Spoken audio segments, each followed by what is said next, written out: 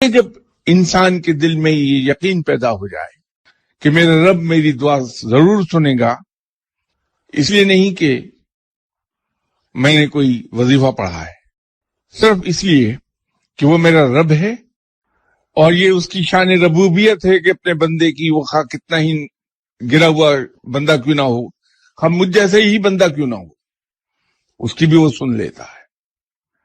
تو اس کی وہ جو شان ربوبیت ہے اس پر اگر یقین پختہ ہے تو میرے الفاظ میں ایک زور پیدا ہوگا۔ میں آپ کو گارنٹی کر سکتا ہوں کہ اس مان کو رکھتا ہے۔ آپ مانگ کے دیکھیے کبھی اسی انداز میں، پکڑیے اس کا دامن، اس کو کہیے دے مجھے، ابھی چاہیے اسی وقت، اور دے گا۔